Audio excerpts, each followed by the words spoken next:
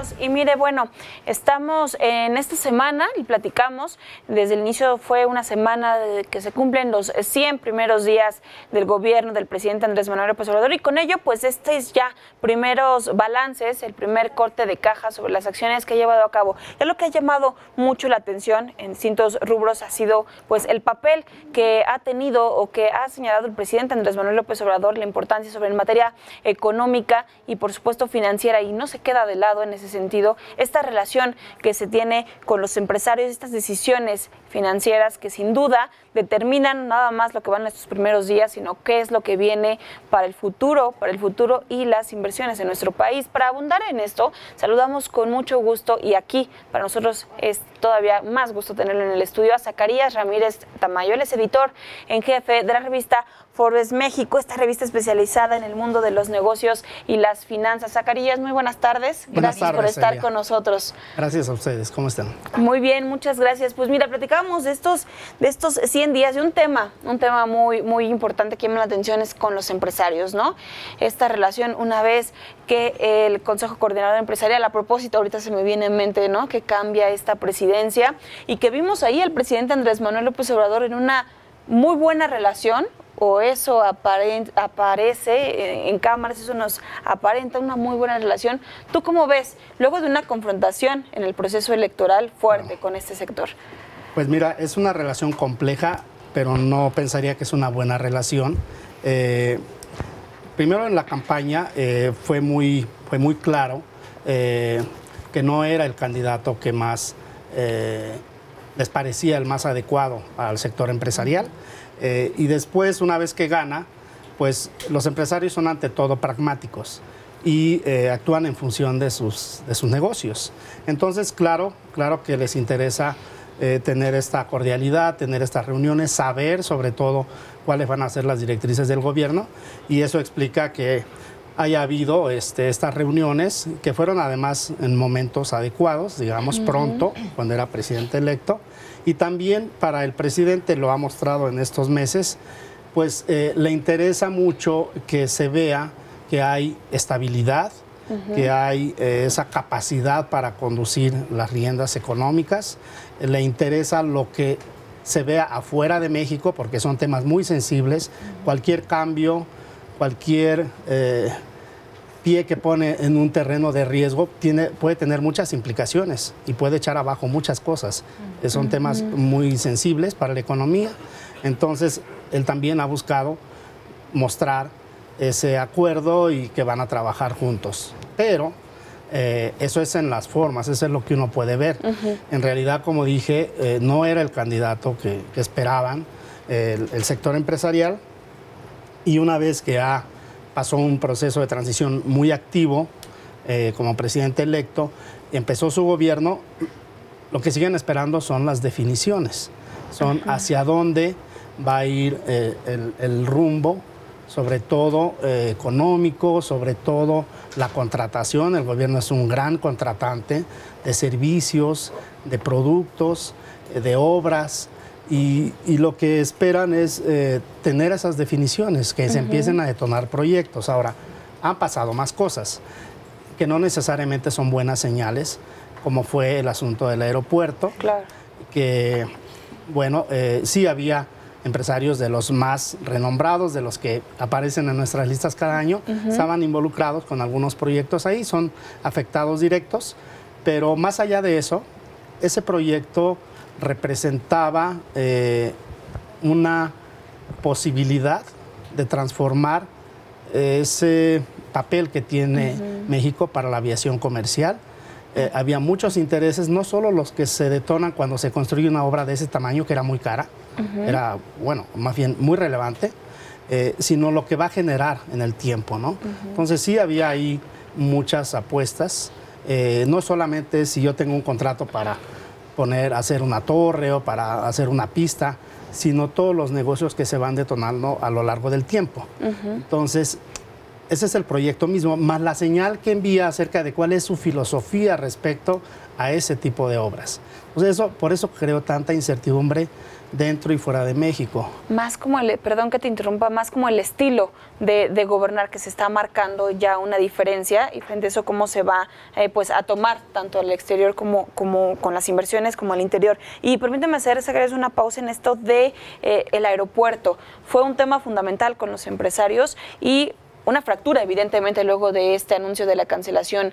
¿Qué tanto afectó y qué tanto va a determinar en un futuro tanto esta relación con empresarios como las inversiones en el país? Es decir, ¿con un yeso es suficiente? ¿Con un yeso, hablando de esta fractura? ¿O si puede haber, perjudicarlo a más profundo? Bueno, ¿no? el gobierno siempre tiene la posibilidad de corregir o de decir, bueno, esa fue una decisión que tomé por determinados factores, determinadas razones. No significa que en mi gobierno vamos a cancelar o vamos a dejar de hacer este tipo de proyectos que son tan importantes. Eso puede ser que sea el camino, no lo sabemos. No nos indica que ese va a ser el sello, digamos, ¿no? Pero en ese momento, y para las pocas señales que había por estar empezando el gobierno, pues sí dijo, bueno, sí dio la señal de que, bueno, esta no es una buena señal, no sabemos si así va a ser, no queremos que sea de esta manera, pero bueno, eso se irá viendo con el tiempo. Y luego viene el tema energético, ¿no? Las calificaciones que no fueron favorables, fueron a la baja, con perspectiva negativa, y eso también tiene sus implicaciones. Aquí nada más hacer notar, no solamente se trata de pensar en los grandes empresarios mexicanos. En proyectos de este tamaño participan muchos inversionistas, de los cuales no tienen ni siquiera rostro. Me refiero a que son fondos que están en cualquier parte del mundo, invierten en cualquier parte del mundo, y ellos compran papel de deuda, que es dinero que se va a invertir. Por lo tanto, esa señal de cancelación, por eso tiene esas repercusiones afuera, porque hay mucho dinero invertido. A veces son fondos de pensiones, de trabajadores de Estados Unidos, o de un solo estado, o de algún país europeo, o de muchos países europeos, o de japoneses, son fondos, es dinero que andan buscando qué oportunidades hay en el mundo. Hay en un proyecto, que esto me parece que era uno de los más grandes de América Latina, en monto. Entonces dicen, no, pues yo puedo meter dinero ahí, con la idea de tener una ganancia, ¿no? Entonces, ¿quiénes participan? Tales empresas. Pues a través de ellas necesitan dinero para financiar ese proyecto, yo compro papel de deuda y yo estoy invertido ahí. Entonces, por eso tienen estas repercusiones estos proyectos. No es solo que afectó a Juan Pérez o a Luis Vázquez, no, va más allá de eso. ¿Qué tanto necesita Andrés Manuel, o en este caso la figura del presidente, a los empresarios? Los empresarios dependen muchas veces de las firmas, de la autorización del gobierno federal para realizar sus obras, sus compromisos y sus negocios, pero el gobierno federal, ¿qué tanto depende del sector empresarial y la economía mexicana? ¿Qué tanto mueve? Vemos un perfil de Andrés Manuel que desde el inicio es cero relación empresarial, nada que ver en comparación a lo mejor con otros políticos.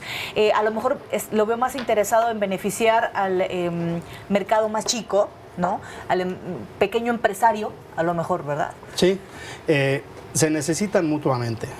Ahora, eso no significa que una política dirigida al pequeño comerciante o al pequeño negocio, al changarro, como le llamaba Fox, no significa que no sea necesaria. Es muy necesaria, porque México tiene una concentración de riqueza muy alta, eso lo hemos leído, es uno de los países donde está más concentrado el ingreso, y de todo lo que se genera en el país, que es el PIB, mucho de ese dinero se queda en realidad en un grupo relativamente pequeño para el tamaño del país, de familias, y que algunos son herederos y siempre han estado en esas posiciones y tienen privilegios. Han tenido privilegios con los anteriores gobiernos. Por eso ahora la incertidumbre, y por eso ahora la duda, y por eso ahora el enojo también, aunque no se muestre. Bueno, entonces sí es cierto que sí se necesita esa redistribución. Se necesitan abrir oportunidades. Por cada monopolio que hay en un sector, son empresas que no pueden entrar a competir, porque hay 2 o hay 3 empresas que tienen copado el mercado, y el Estado, el gobierno, no había hecho algo sustancial para destrabar esos monopolios y dar más oportunidades. Entonces, creo que sí es necesario apoyar a la iniciativa de personas, de pequeñas empresas. Es muy necesario. El otro modelo yo creo que no era sustentable, por eso tuvimos una elección como la tuvimos y por eso estamos en este cambio, porque no se podía continuar de esa manera, donde todo se quedara concentrado en un solo grupo, por poderoso que fuera. Sí. Ok. Dicho eso, no puedes, no hay un gobierno que pueda por sí mismo, no hay el dinero suficiente para generar infraestructura, para generar plantas, por ejemplo, plantas energéticas, refinerías, o el Estado mexicano lo había hecho por sí mismo a través de Pemex, era una empresa estatal, pero sí contrataba muchos de los servicios a empresas proveedoras de servicios. No podían tocar el petróleo, porque ese era solo de los mexicanos o solo de Pemex, pero sí se le daban muchos servicios.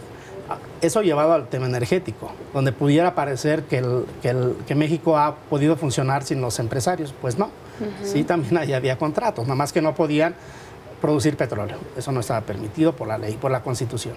Ahora, llevado a otros terrenos, la construcción de infraestructura, las medicinas, por ejemplo, pues el gobierno no puede hacer todo, claro, ¿no? Además, esa etapa ya terminó. Todavía en los 80s, el Estado, en el caso de México, era muy grande, otros países también lo tuvieron antes. Producía mucho. México producía bicicletas, México tenía aerolíneas, México tenía muchas empresas por sí mismo, pero ese modelo ya se agotó, digamos. Ahora es la inversión privada. Lo importante es que haya un Estado que regule bien, que procure la competencia y que no permita monopolios y la concentración, y que se abran oportunidades para que cualquiera que quiera iniciar un negocio, si el mercado se lo acepta y es eficiente, pues pueda tener un negocio y vaya creciendo. Eso es lo que nos hace falta, tener. Pero es indispensable. Yo no conozco un Estado que pueda tenerlo todo, hacerlo todo, controlar todo. No es posible. Y sería también muy arrogante, ¿no? Decir, yo como presidente, al decretar esto se puede hacer. Es decir, es integral este apoyo a pequeñas, medianas empresas, pero también sin descartar pues inversión internacional y también el apoyo internacional. Y a propósito de que hablabas, Zacarías, de monopolios y posibles actos de corrupción, que de eso casi ni sabemos en nuestro país. No, muy casualmente. Precisamente fue el tema de la corrupción, fue la gran bandera en el proceso electoral, sigue siendo agenda de todos los días en la actual administración. ¿Qué tanto el combate a la corrupción, tanto en el discurso como en los hechos, toman a bien o les cae a bien a los empresarios, cuando en algún momento, pues hay que decirlo, también han sido parte de ese problema, el combate a la corrupción? ¿Nos permites hacer una pausa y regresamos con ello? Estamos de regreso, platicamos aquí en el estudio con Zacarías Ramírez Tamayo, él es editor en jefe de Forbes México. Gracias, Zacarías, por estar con nosotros nuevamente. Y te preguntaba antes de la pausa, ¿qué con la corrupción, esta bandera en el proceso electoral del ya presidente Andrés Manuel López Obrador, y que dice, bueno, vamos a combatir la corrupción y incluso les pide ayuda a los empresarios? ¿Qué tanto pues les ayuda a los empresarios, o están de acuerdo, toman a bien este combate a la corrupción, o hay resistencias? Mira, mi interpretación es que lo que está haciendo el presidente es invitarlos a funcionar, a trabajar, sin ese factor de corrupción, sin esa manera que se había convertido ya en una manera de ser, una manera de hacer negocios para muchos, ¿no? La historia lo dice, no lo digo yo. No había habido una cruzada contra la corrupción en serio, ¿no? Yo no sé si esta sea la buena o no sea la buena, pero de que se está diciendo y se está enfrentando bajo ciertos parámetros, se está haciendo. Eso no había ocurrido. Entonces, eso lo que nos dice es que no había un interés verdadero, auténtico, por combatirla. Obviamente, cada vez que México aparecía en los indicadores y cada vez que se decía es que es demasiado lo que está pasando, pues sí, no es una buena señal, pero tampoco los mercados se incomodaban con México, con eso. O sea, México seguía siendo bien visto, hay reforma energética, o hay estabilidad económica, qué bien, ya no nos pasa lo de 1994, ya no nos pasan esas crisis de cada fines de sexenio, ya estamos más estables, y eso era lo que veía el mercado, y lo veía bien. Nadie decía, no, pero por la corrupción no vamos a poder, o no queremos meter dinero allí, no queremos. No, eso no pasaba. O sea, se sobrellevaba. Ahora, hacia el final, durante la campaña, sí, los empresarios detectaron que había un reclamo social que se iba a convertir en una bandera electoral. y que esa bandera la tenía el candidato que no era su preferido. Eso sí, yo entrevisté a Claudio X González y él me lo dijo. O sea, ese va a ser un tema y puede ser un tema definitorio de la elección y nosotros obviamente que no estamos a favor de la corrupción y empezaron a conocerse muchas investigaciones acerca de la corrupción del propio gobierno. Entonces, pero era porque estaba esa bandera en disputa, porque esa ya se percibía en encuestas que ese iba a ser un factor que podía definir el voto, o uno de los factores que definirán el voto. Obviamente también está la inseguridad y otros factores, pero ese iba a ser uno. Entonces sí detectaron que eso podía definir cosas y empezaron a mostrar una preocupación por el tema, ¿no? Y bueno, efectivamente la corrupción fue un factor, y quien sostuvo esa bandera fue López Obrador. Y en ese sentido es pues cerramos filas, en ese sentido el combate a la corrupción, porque pues no tenemos de otra y es el presidente de la República. Sí, y porque también se puede hacer negocios sin hacer corrupción. Puede ser más difícil porque tienes que competir, porque a lo mejor no tienes que dar dinero para ganar un contrato, a lo mejor si se establecen reglas para participar en los concursos que sean claras, que se respeten, que se apliquen realmente, pues es más difícil. Es más difícil si no tienes un monopolio, porque no puedes tener márgenes de ganancia del 25, 30 o más por ciento en la empresa que diriges. Pues es más difícil, tienes que competir. O sea, en otros lugares donde sí hay reglas más parejas, no hay márgenes como los hay en México. Claro, es decir, como tiene que ser. Como tendría que ser. O sea, realmente es llamado del presidente de verdad, vamos a tratar de hacer las cosas bien y a lo mejor y nos va bien, ¿no? También, o sea, ya prácticamente sería encaminarse, pues ya, incluso por decirlo más a fuerza que de ganas, pero encaminarse pues a que esa sea la ruta. Y mira, y porque se dan cuenta también los empresarios que combatir la corrupción no mata, te obliga a trabajar diferente. Quizás no vas a tener, repito, los márgenes tan altos, pero vas a seguir ahí y a veces la competencia te ayuda a ser más eficiente. Entonces, saben que no va a pasar gran cosa, o sea, sí pueden funcionar. Y quiero comentar algo más que me parece muy relevante. En México tenemos muchas empresas multinacionales. Y esas empresas multinacionales, lo mismo están en países desarrollados donde hay regulaciones muy estrictas y están ahí y funcionan y luego se van a otro país también bien regulado y luego se van a uno muy poco regulado y pues si les dan cancha pues la aprovechan, ¿no? Claro. Y si acá pueden llegar a ser un duopolio y repartirse el mercado entre dos grandes, pues lo hacen, pero no significa que no sepan, pero pues si este país me da esas facilidades, pues yo las tomo. Y resulta que esos países son primer mundo, nada más, ¿no? Entonces, a lo mejor, y por ahí, no ser corrupto también puede ser el camino, ¿no? Bueno, en ese sentido del convencimiento. Un punto positivo también que ha obligado el gobierno federal, de alguna manera, diciéndolo como es este compromiso social que ahora tienen las empresas o ciertos empresarios, que antes era lavarse las manos y vivir en una realidad alterna que la población mexicana, ¿no? Esta parte de el apadrinar a jóvenes que se están preparando o a jóvenes que acaban de egresar, me parece un punto acertado que además le suma a la ciudadanía y los hace socialmente responsables, porque es abismal, no creo que seamos el único país donde suceda, pero es abismal la polarización de salarios, la polarización de realidades de pobreza y de absoluta riqueza, ¿no? Claro. Sí, ese programa sí tiene sus virtudes, ojalá y se ejecute bien, se involucre la cantidad de jóvenes, porque les puede cambiar la perspectiva a ellos, a los jóvenes, y también para la empresa resulta benéfico. Entonces sí, sí, efectivamente, no diría que es responsabilidad social, sino que es una manera de tomar beneficios para todos. El gobierno, bien, porque podrá presentar datos de jóvenes que se prepararon, que ya tienen otras capacidades laborales, quizás tengan empleo y eso se va a reflejar en unas estadísticas de empleo.